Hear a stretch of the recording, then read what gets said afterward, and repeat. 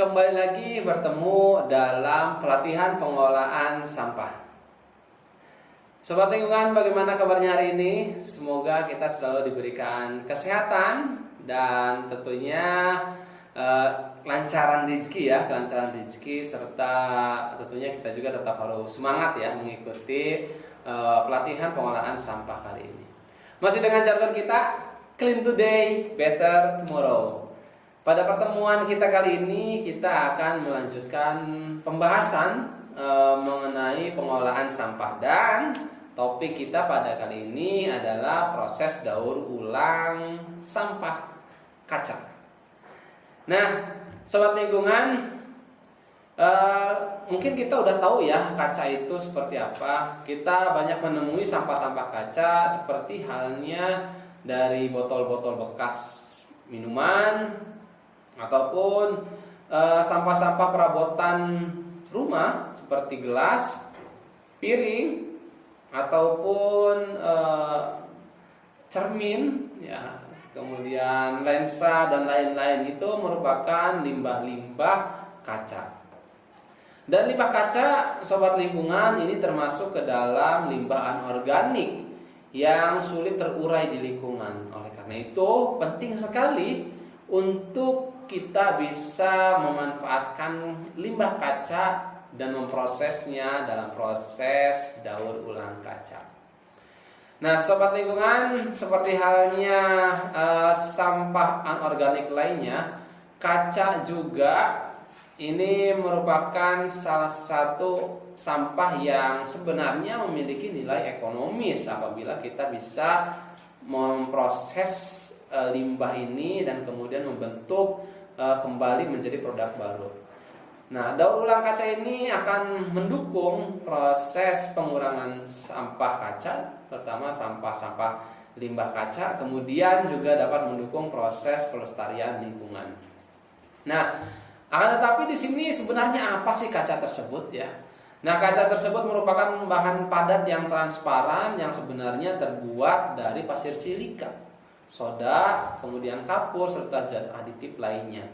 Nah, dengan proses-proses yang sedemikian rupa, pasir silika ini kemudian dirubah menjadi suatu barang yang transparan serta bernilai guna.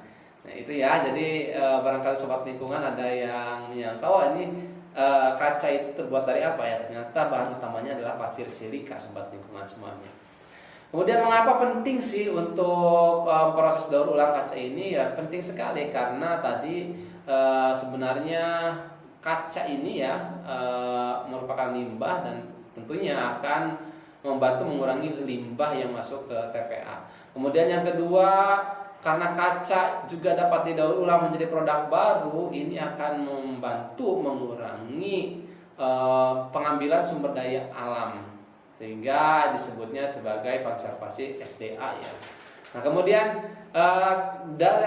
dibandingkan dengan mengolah sumber daya alam yang baru dan mengolah sumber daya alam yang sudah ada, dalam hal ini adalah daur ulang, maka penggunaan energi dan biaya produksi juga akan lebih hemat, sobat lingkungan.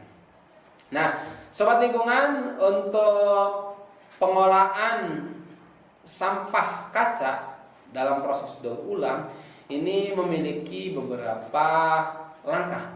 Langkah yang pertama adalah pengumpulan, kemudian langkah kedua adalah pembersihan, langkah ketiga adalah pencacahan, langkah keempat adalah pemurnian, serta langkah kelima adalah peleburan dan proses pembentukan produk ataupun proses pembuatan produk.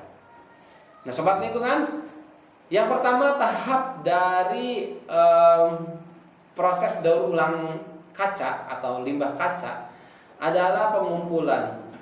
Untuk pengumpulan limbah kaca umumnya kita bisa mengambil atau bisa mencarinya dari sampah-sampah ataupun limbah-limbah rumah tangga gitu ya, rumah tangga. Karena umumnya ya kaca-kaca ini kan digunakan dalam aktivitas rumah tangga seperti gelas, kemudian piring, botol-botol minuman, cermin, ya, ataupun barang-barang lain yang memang memiliki kaca, seperti lemari kaca gitu ya sobat lingkungan. Nah, ini kaca-kaca yang pecah ataupun kaca-kaca ini bisa kembali diolah dan bisa kita ambil sebagai bahan dasar dari pengolahan limbah kaca. Kemudian langkah selanjutnya yakni pembersihan.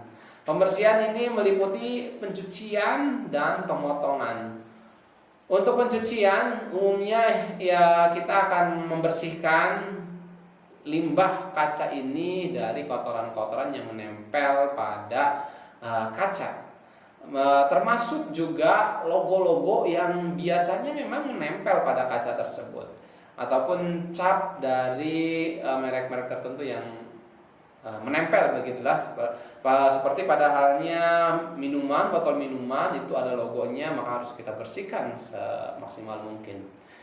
Kemudian tahap pemotongan. Nah, pemotongan ini merupakan tahap yang berfungsi untuk membuat kaca menjadi kepingan-kepingan yang lebih kecil, ya, yang lebih kecil. Dan tahap yang ketiga adalah pencacahan serta pemurnian.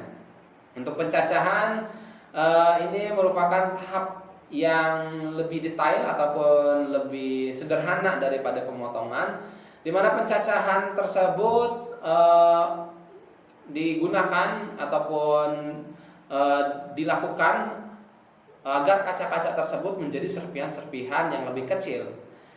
Dan selanjutnya adalah pemurnian. Pemurnian ini adalah proses untuk memastikan kaca itu ataupun bahan kaca yang akan daur ulang terbebas dari bahan-bahan kontaminan lainnya, sehingga tidak mengkontaminasi dari proses daur ulang kaca tersebut. Dan proses berikutnya adalah peleburan. Untuk peleburan kaca ini kita harus tahu titik leburnya. Biasanya titik lebur kaca itu kisaran di angka 1580 derajat Celcius atau 1600 derajat Celcius. Namun ini tergantung jenis kacanya, ada juga yang di kisaran 1400 derajat Celcius sampai 1600 derajat Celcius. Nah, sobat lingkungan, ini tentunya ini harus kita harus kita perhatikan, karena pada suhu tersebutlah kaca bisa lebur dan kaca bisa mudah dibentuk. Nah, dan setelah peleburan maka adalah tahap pembentukan produk ataupun pembentukan ulang. Di mana di sini untuk pembentukan ulang harus dilakukan dengan sesegera mungkin, karena kaca ini cepat mengeras juga gitu ya sobat lingkungan. Dan biasanya dilakukan dengan teknik meniup ataupun teknik-teknik lainnya. Nah, sobat lingkungan, itulah tadi beberapa teknik daur ulang limbah kaca yang bisa kita pelajari pada pertemuan kita kali ini. Intinya, semua limbah yang ada di lingkungan kita lebih baik kita kelola, ya, karena kalau tidak kita kelola dengan baik, tidak kita kelola dengan bijak, nanti akan mencemari lingkungan juga sobat lingkungannya. Intinya ya, semoga pada pertemuan kali ini bisa bermanfaat untuk sobat lingkungan dimanapun berada, dan tetap jaga lingkungan, bijak mengelola sampah. Clean today, better tomorrow.